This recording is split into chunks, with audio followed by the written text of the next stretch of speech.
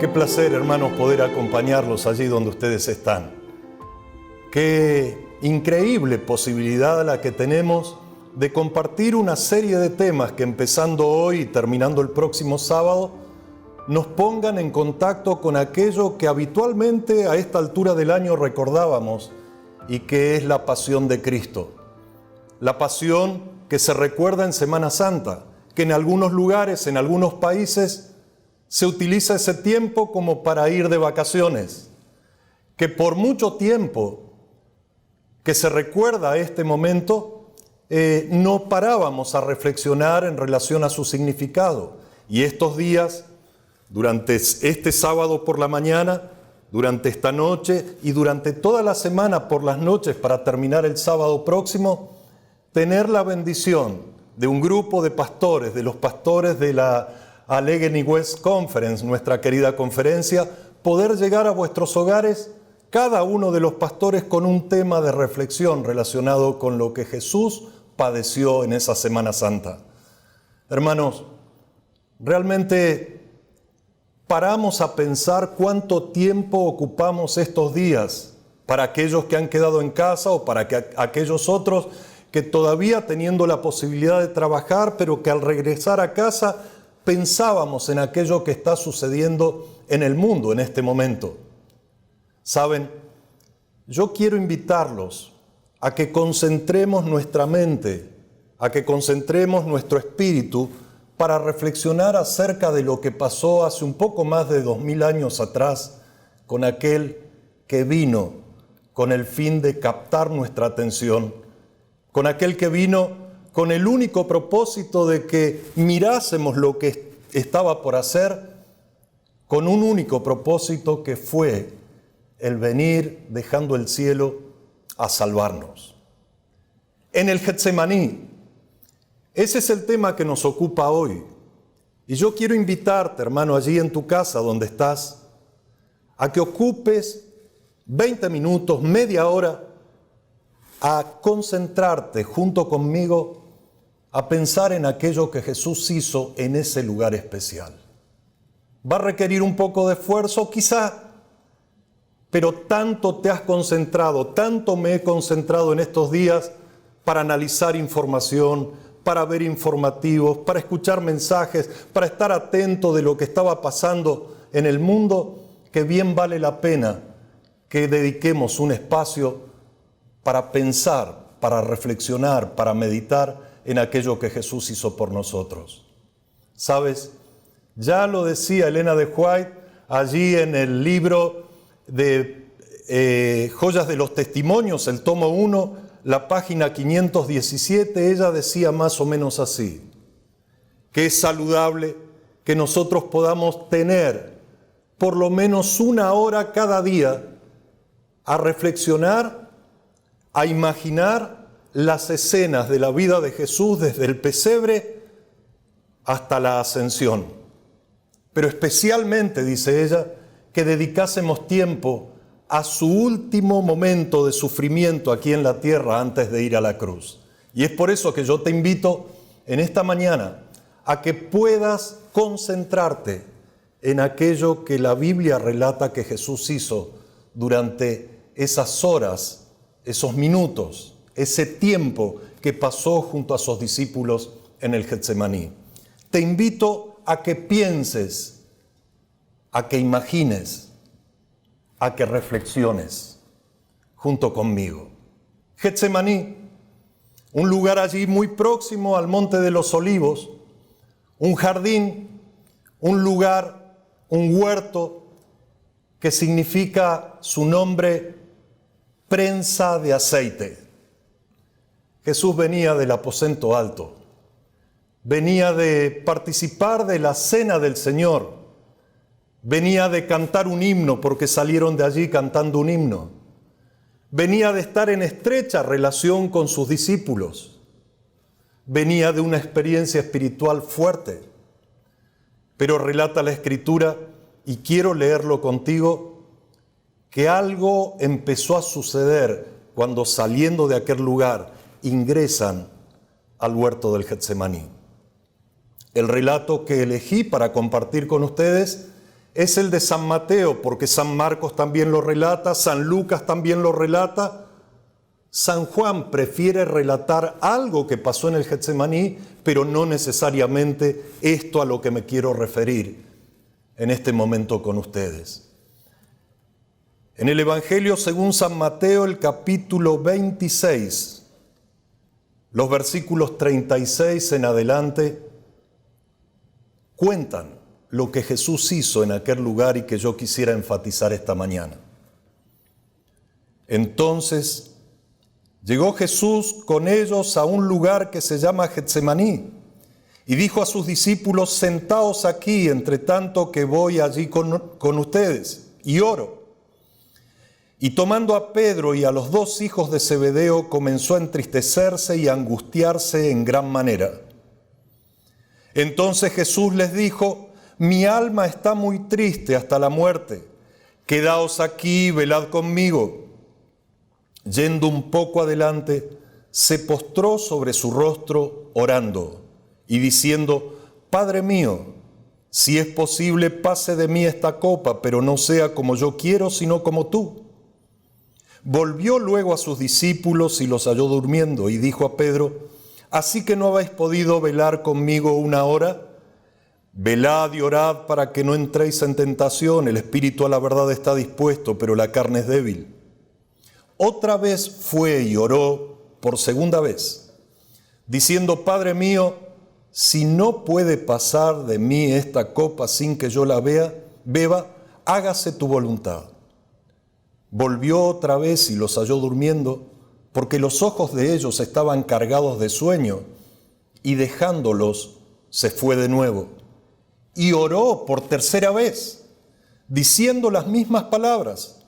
Entonces se acercó a sus discípulos y les dijo: dormid ya y descansad. Ha llegado la hora y el Hijo del Hombre está entregado en manos de pecadores. Levantaos, vamos, ved, se acerca el que me entrega. Leí varias veces este pasaje y los paralelos en estas últimas horas. Y les confieso, hermanos, que cada vez que lo volví a leer,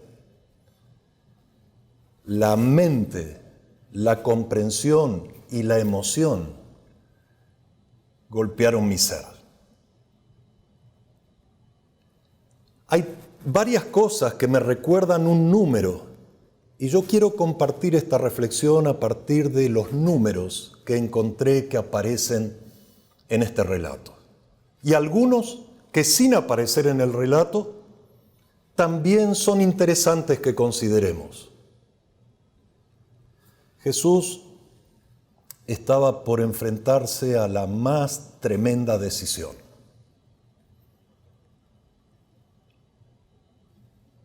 Tres años había esperado Satanás, se había preparado Satanás para la revancha. Allí en el desierto de la tentación Jesús había vencido.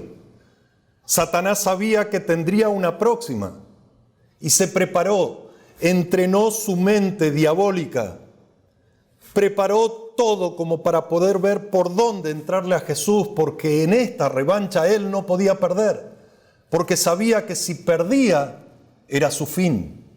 Por lo tanto, agudizó su inteligencia, su sabiduría, agudizó su estrategia y apuntó a donde más duele.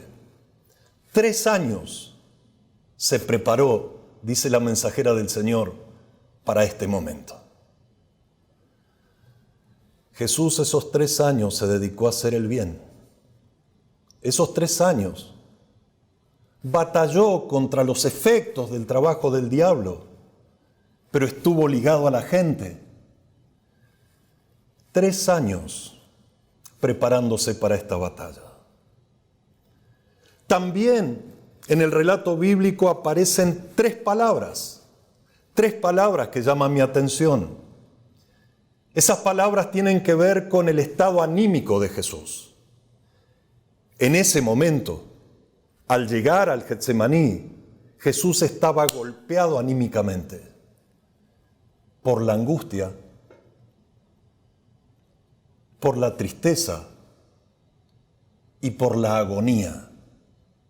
Angustia, tristeza y agonía. 3 veces en el Getsemaní Jesús oró. 3 veces se postró ante la tierra, se dobló, fue casi quebrado, cayendo al suelo para pedir auxilio. 3 preguntas quiero compartir con ustedes hoy que me hago, que les hago y que pueden ayudarnos a la reflexión.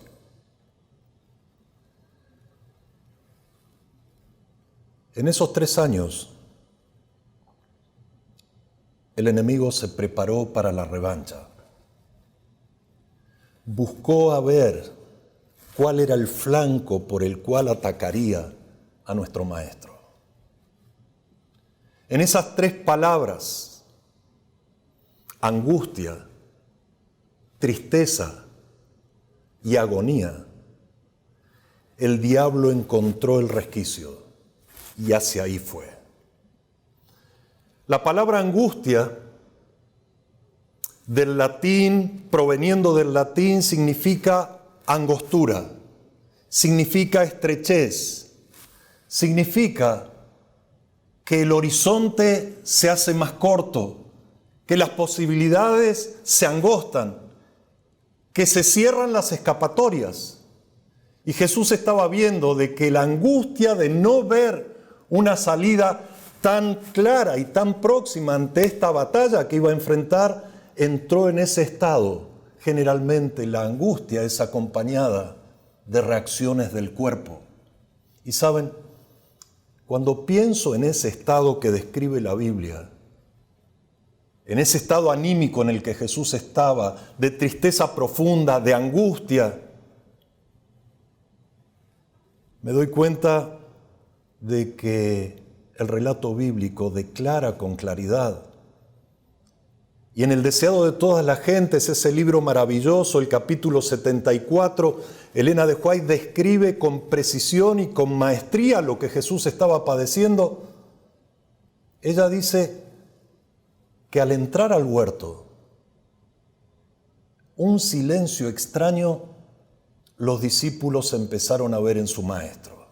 El cuerpo estaba empezando a reaccionar para con la angustia. Su rostro estaba pálido, y leo textualmente: al acercarse al huerto, los discípulos notaron el cambio de ánimo en su maestro. Nunca antes le habían visto tan completamente triste y callado. Mientras avanzaba, esta extraña tristeza se iba ahondando, pero no se atrevían a interrogarle acerca de la causa. Su cuerpo se tambaleaba como si estuviese por caer. Al llegar al huerto, los discípulos buscaron ansiosamente el lugar donde solía retraerse para que su maestro pudiese descansar. Cada paso le costaba un penoso esfuerzo. Daba gemidos, como si le agobiase una carga terrible. 2 veces lo sostuvieron sus discípulos, pues sin ellos habría caído al suelo. ¿Te imaginas a Jesús así? ¿Te lo imaginas a ese que se levantó en la barca mientras estaba durmiendo para calmar la tempestad, tranquilo, ahora bamboleándose sin saber si caería o no, necesitando de la ayuda de sus discípulos porque estaba triste hasta la muerte? Angustia es angostura. Angustia es no ver salidas. Y el diablo se aprovechó de eso, porque Jesús sabía a dónde iba y qué es lo que le estaba produciendo esa angustia. Tristeza es dolor emocional. Y Jesús, junto con la angustia de ver que su horizonte se achicaba, ve ahora en sus discípulos el reflejo de la humanidad que no estaba entendiendo lo que Él vino a hacer a este mundo. Agonía. Agonía es la fase última de la vida o la primera fase de la muerte. Jesús estaba en agonía, estaba en la última fase de la vida o en la primera fase de la muerte. Ese era el sentimiento de Jesús. Cuando entran al huerto, dice a sus discípulos, quédense aquí. Y el relato bíblico dice que a la distancia de un tiro de piedra, Él se aleja con 3 a los que los invita para que por favor lo acompañen. 8 quedaron en la entrada. Era un lugar conocido para ellos. No era la primera vez que estaban ahí. Por eso, cuando lo ven tambaleante, le ofrecen el lugar a donde Él solía recostarse. Conocían el lugar. Pero Jesús les dijo, quédense aquí. Y tú, Pedro, tú, Santiago, tú, Juan, vengan conmigo. Vamos un poco más adelante. Y unos 40, 50 metros más adelante, allí los deja a estos 3. Y Él se aparta un poco más. Algo habría de suceder allí en la soledad de Jesús, pero a la distancia corta como para que si necesitase auxilio, esos 3 viniesen en su auxilio.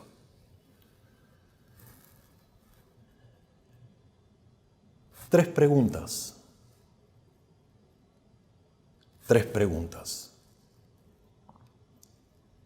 ¿Quién era el que estaba ahí? Y saben,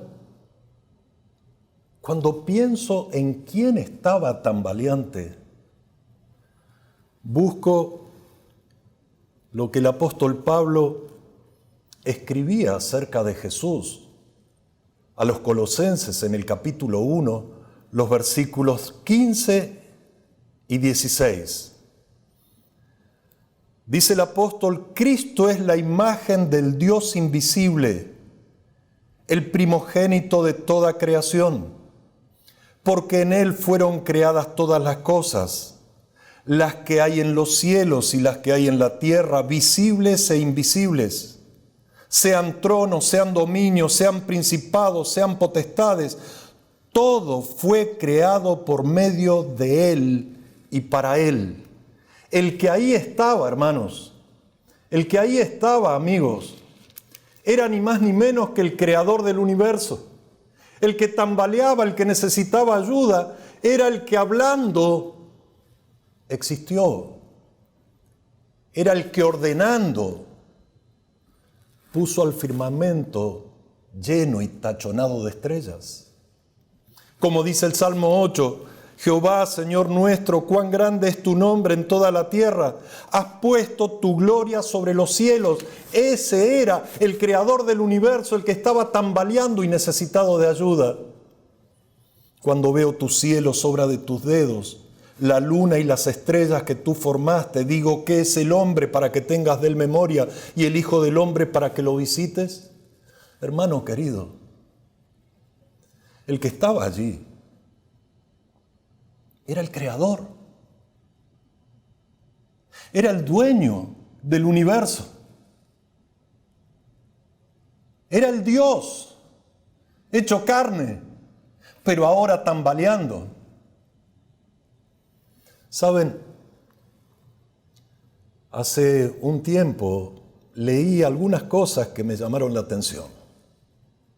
Dicen los estudiosos de los astros que el horizonte que el ser humano puede divisar en relación al universo les hace llegar a la conclusión de que hay 2 millones de galaxias en el universo, lo que se puede ver hasta ahora. 2 billones de galaxias. Quizá ese número no te diga demasiado. Hace muy poco, los astrónomos descubrieron lo que creen es la galaxia más distante que han descubierto hasta ahora. Se llama GNZ11. Y los cálculos que ellos hacen es que para llegar a esa galaxia necesitamos 32 millones de años luz. ¿Alcanza a entrar esa dimensión en tu cabeza? 32 millones de años luz. A esa distancia se encuentra la galaxia última que se encontró, marcando los límites visibles para el humano del universo. Nosotros pertenecemos a la Vía Láctea. La Vía Láctea, se cree, tiene 400.000 millones de estrellas, sin contar los planetas y los satélites. Nosotros apenas somos un planeta de las 4.000 millones de estrellas. El Sol es nuestra estrella. Y ese que estaba entrando en el Getsemaní tambaleante es el que creó todo eso. ¿Quién estaba ahí? ¿Quién estaba sufriendo por ti y por mí? ¿Quién es ese que necesita de ayuda de sus discípulos para que lo sostengan porque está por caer de angustia, está por caer de tristeza, está por caer de agonía? Esa agonía quebrantó a Jesús.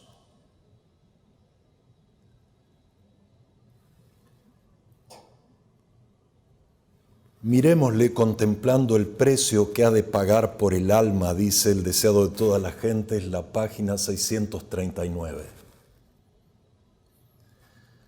Miremosle contemplando el precio que ha de pagar por el alma humana. En su agonía se aferra al suelo frío, como para evitar ser alejado más de Dios. El frío rocío de la noche cae sobre su cuerpo, postrado, pero él no le presta atención. De sus labios pálidos brota el amargo clamor: Padre mío, si es posible, pase de mí este vaso, pero aún entonces añaden: pero no como yo quiero, sino como tú.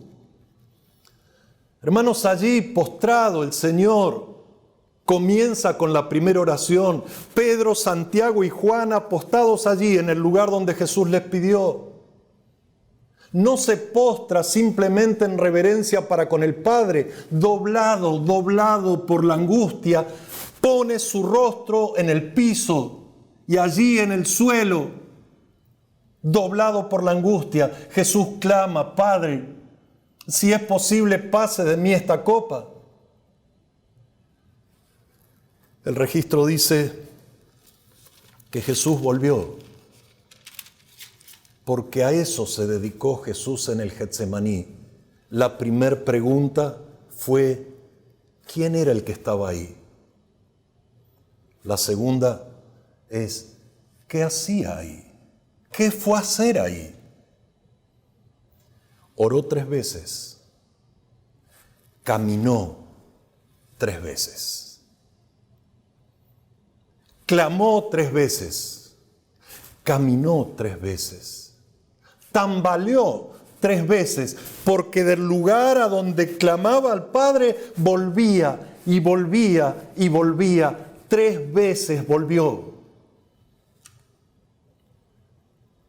Cuando volvió la primera vez para ver si acaso sus discípulos los más cercanos, se estaban compadeciendo de él porque en la fase humana Jesús necesitaba al menos saber de que alguien estaba ocupándose con él, pero ese trago tenía que tomarlo solo.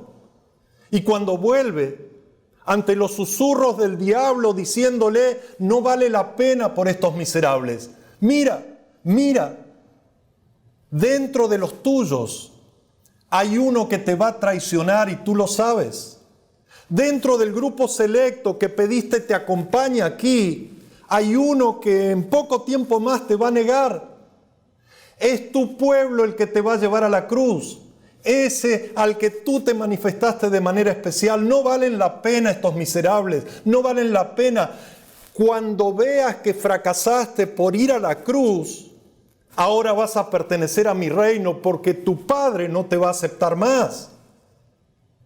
Porque el sacrificio de cargar con los pecados de ellos te va a alejar, y ahí estaba radicada la tentación, y ahí estaba enfocada la angustia de Jesús de creer de que nunca más podría ser uno con su Padre. Eso lo angustiaba, y en la primera oración se focalizó en eso. Su horizonte se cerraba cada vez más. Y entonces en la angustia clamaba, Padre, si es posible, pase de mí esta copa, yo de ti no me quiero separar, no puedo separarme, pero sé que vine para interceder. Hasta ese momento Jesús se dedicaba a interceder, a mediar, pero ahora necesitaba a alguien que medie por él, porque el Padre empezó a retirarse, no porque no lo amase, sino por el pecado que él estaba decidiendo cargar, el tuyo, el mío. Cuando vuelve, porque ora, camina, ora, camina, ora, camina. Ora se tambalea, hace el esfuerzo, va con el único motivo de estar al lado de ellos, de esos tres.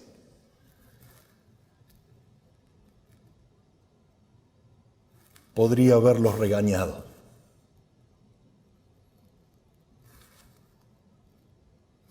Dice la mensajera del Señor, la debilidad de sus discípulos despertó la simpatía de Jesús.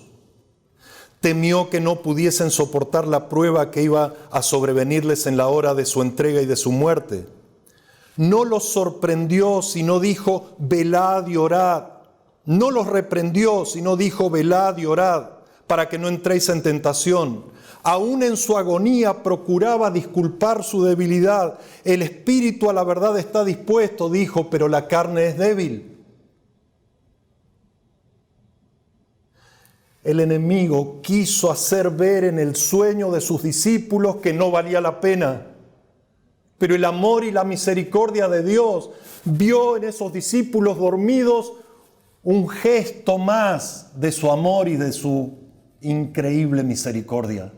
La debilidad de sus discípulos, de esos tres, despertó en él simpatía, y ahora vuelve con el rostro manchado de tierra, porque en la primera oración puso su rostro en tierra. Y allí los discípulos, cuando se despertaron, se sorprendieron por el rostro de Jesús totalmente desfigurado, pero ahora Jesús vuelve después de verlo, vuelve para clamar por ellos, vuelve para clamar por él, vuelve para pedir al Padre la posibilidad de no ir. Y allí,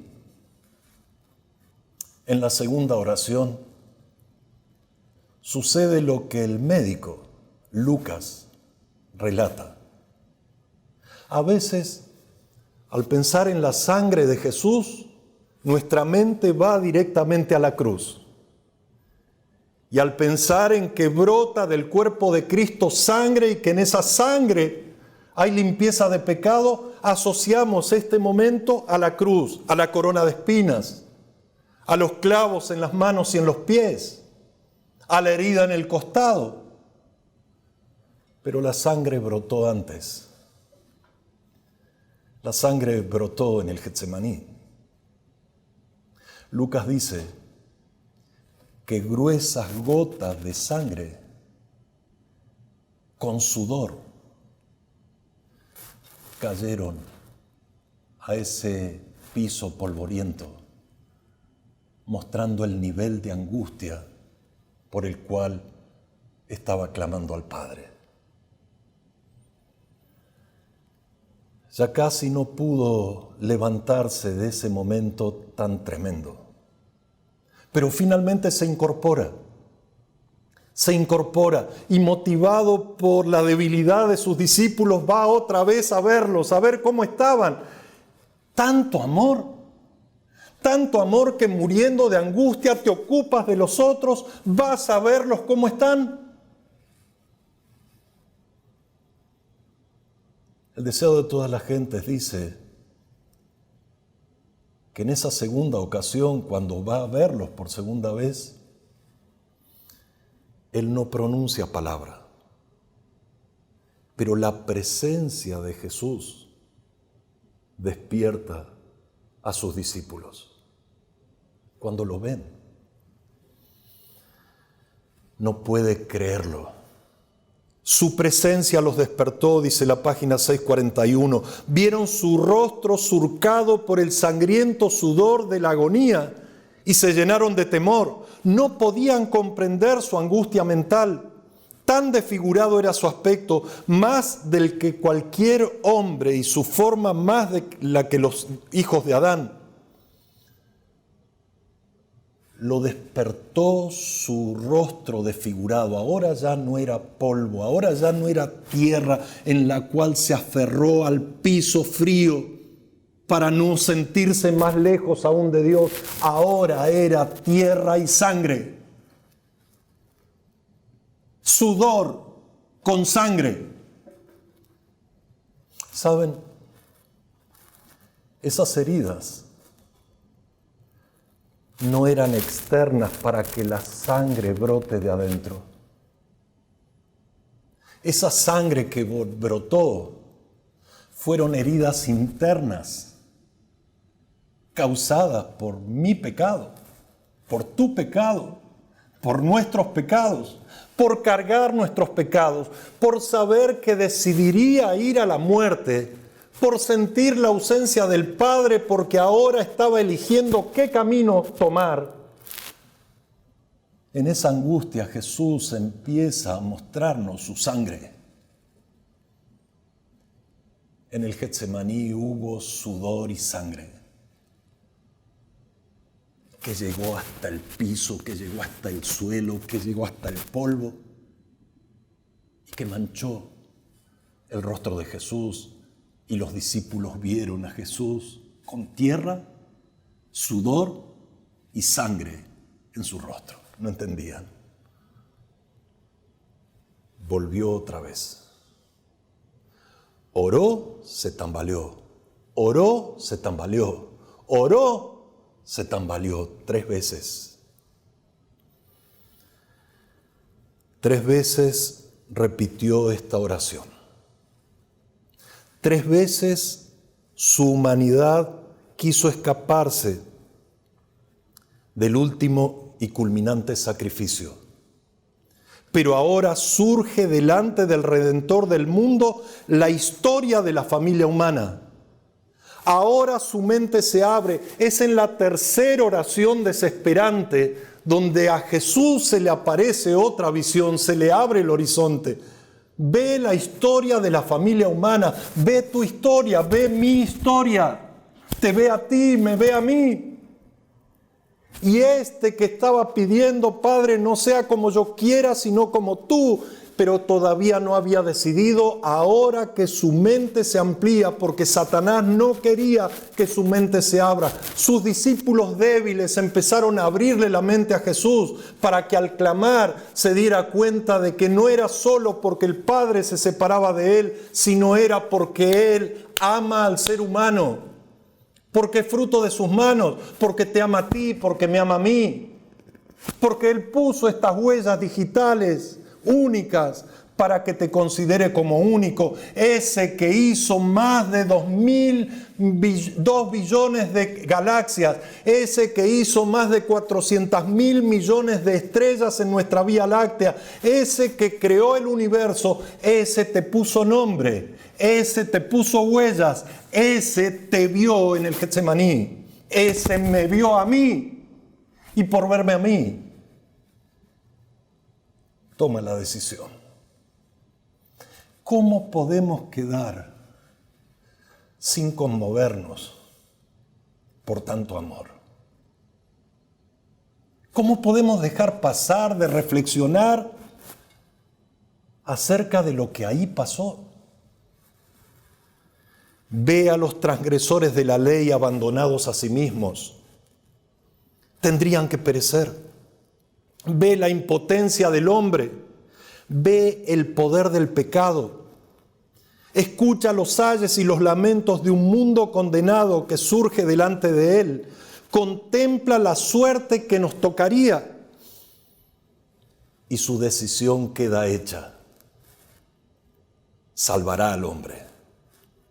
Sea cual fuere el costo, acepta su bautismo de sangre, a fin de que por él los millones que perecen puedan obtener vida eterna.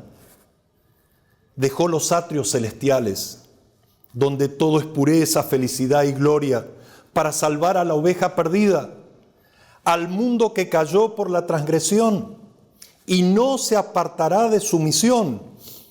Habrá propiciación para una raza que quiso pecar. Orando, insistiendo en la oración, en el clamor desesperado, agonizante, a Jesús se le abrió el horizonte. La agonía empezó a pasar. La tristeza empezó a retirarse. Solo quedaba la agonía. La angustia se fue. La tristeza empezó a desaparecer. Solo le quedaría la agonía. Agonía es la última fase de la vida. Agonía es la primera fase de la muerte. Jesús decidió morir. En el Getsemaní Jesús decide morir. Y cuando toma la decisión, recién cuando toma la decisión, el Padre envía al reemplazante de Satanás cuando éste ocupaba las cortes celestiales. Envía a un ángel, a su ángel preferido, aquel que estaba al lado de su trono, lo envía para que lo levante porque los discípulos aún dormían. Las potestades del bien y del mal esperaban ver qué respuesta recibiría la oración 3 veces repetida por Cristo. Los ángeles habían anhelado llevar alivio al divino doliente, pero esto no se podía hacer. Allí estaban ellos, los del bien y los del mal, expectantes, Jesús solo, luchando con los pensamientos que Satanás le estaba poniendo en su mente, haciéndole creer que no valía la pena, haciéndole creer de que quedaría separado del Padre para siempre y ahora pertenecería a su reino. Cuando Jesús decide, esos que estaban expectantes quedan sorprendidos. Las arpas, dice Elena de Huay, dejaron de sonar en el cielo ante la expectativa. Ninguna vía de escape había para el Hijo de Dios. En esta terrible crisis, cuando todo estaba en juego, cuando la copa misteriosa temblaba en la mano del doliente, ¿qué pasó? Los cielos se abrieron. Una luz resplandeció en medio de la tempestuosa oscuridad de esa hora crítica. Y el poderoso ángel que está en la presencia de Dios, ocupando el lugar del cual cayó Satanás, vino al lado de Cristo. No vino para quitar de su mano la copa, sino para fortalecerle a fin de que pudiese beberla, asegurándole el amor de su Padre. Vino para dar poder al suplicante divino humano. Le mostró los cielos abiertos y le habló de las almas que se salvarían como resultado de sus sufrimientos.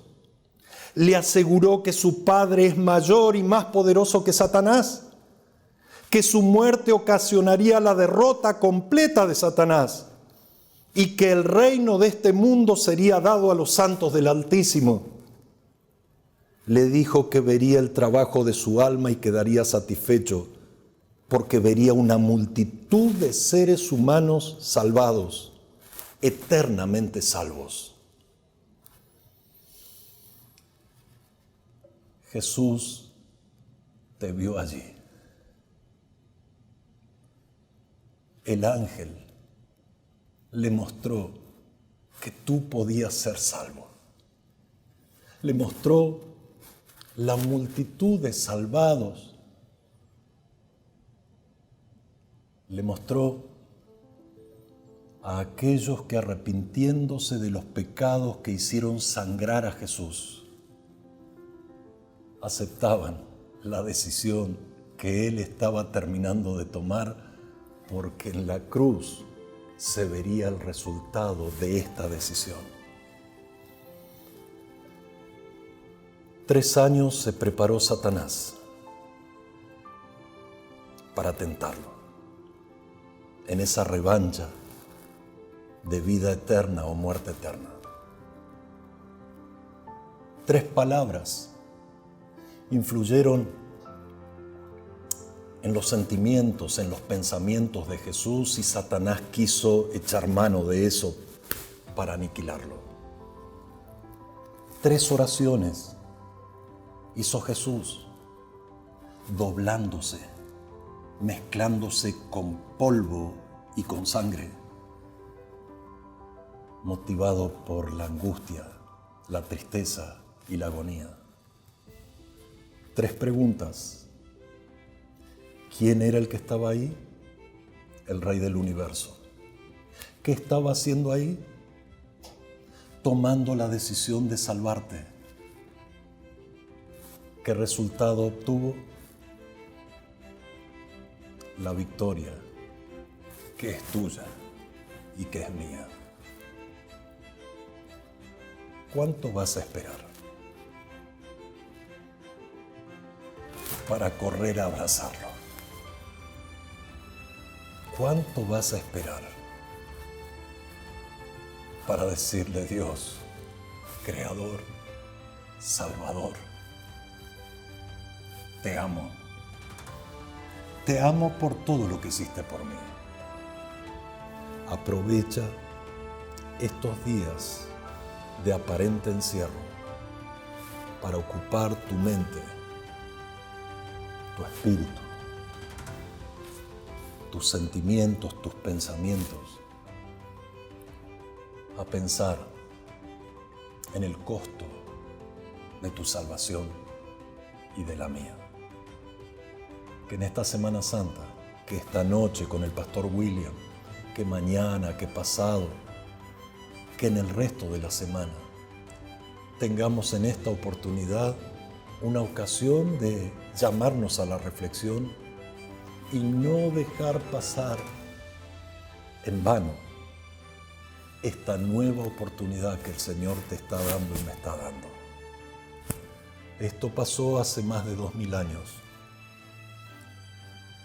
pero hoy es válido para ti. El Señor te bendiga, el Señor te guarde. Gloria a Dios, porque el Rey del universo sufrió por ti, padeció por ti, pero venció.